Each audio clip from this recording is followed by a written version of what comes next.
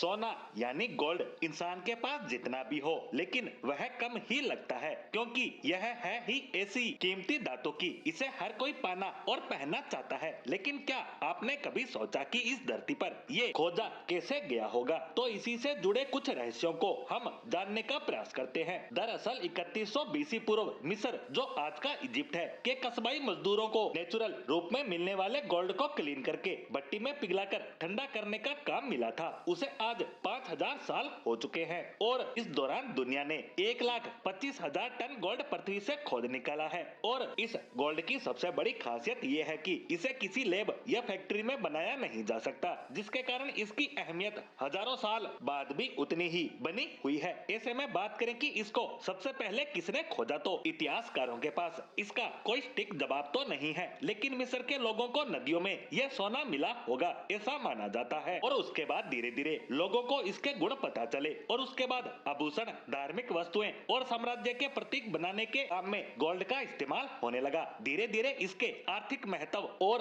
अर्थशास्त्र को लोग समझने लगे। तब किसी सिक्के का अस्तित्व तो था नहीं और न ही नोट चलते थे। ऐसे में ये सारा खेल सोने से चलने लगा। इसी सोने की वजह से कई सारे साम्राज्य बने और कई तबाह भी हो गए। एक दौर तो यह भी आया कि सम्राटों की लश्करी ताकत भी इस सोने पर ही निर्भर थी। लेकिन बात करें कि यह सोना बना कैसे, तो आज जितना भी सोना धरती में है वह हमेशा से यहाँ नहीं था। दरअसल गोल्ड सुपरनोवा न्यूक्लियोसिंथेसिस से बनता है और धरती पर जो गोल्ड है वह अरबों साल पहले हुए उल्का वर्षा के कारण है। माना जाता है कि धरती पर जितना भी गोल्ड है वो मरे हुए तारों से आया है, जो धरती के भूगर्भ में चला गया और धरती करीब 4 अरब साल पहले धीरे धीरे ठंडी होने लगी। तो उसके साथ ही धरती पर जो भी धातुएं थी वो ठंडी होकर धरती की बाहरी परत में स्टोर हो गई, जहां का घनत्व प्रति घन सेंटीमीटर 2.6 ग्राम है। जिस वजह से aluminium, magnesium, potassium, sodium, calcium जैसे तत्व धरती की ऊपरी सतह पर उभर कर आए, क्योंकि ये तत्व हल्के थे और लोहा, सीसा, तांबा, मरक्यूरी जैसी भारी धातुएं अपने अणुभार के कारण पाताल में चली गई और शायद ये धातुएं हमेशा के लिए वहां पर कैद होकर रहती। लेकिन धरती पर होने वाली प्लेट्स की चहल पहल और ज्वालामुखी विस्फोटों ने इन धातुओं को